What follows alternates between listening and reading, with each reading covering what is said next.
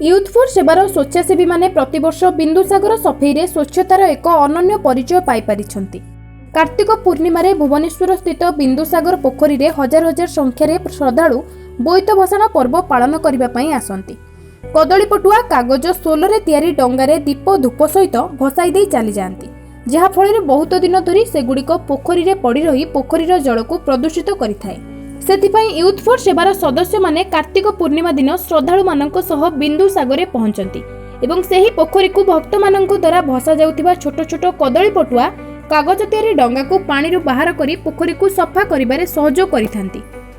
सेवा ही परम धर्म व्रतरे वर्ती होई अनेक संख्यार स्वेच्छासेवी यूथ फॉर सेवार आह्वान रे परिवेशर स्वच्छता दिगरे आगे आसी समाज को एक अभिनव शिक्षा देइथांती। आउ सेमानंकर एही स्वच्छता अभियान रे प्रभावित होई समाजर अनेक गुणीज्ञानी व्यक्ति मध्य सेही स्वच्छता कार्य रे शामिल होई जांती। यूथ फॉर सेवा केवल सेवा किंबा स्वच्छता कार्य करेनी, समाजर अन्य मानंकु उक्त स्वच्छता दिगरे आगको बढ़िबा पई प्रेरणा मध्य जोगाई थाए।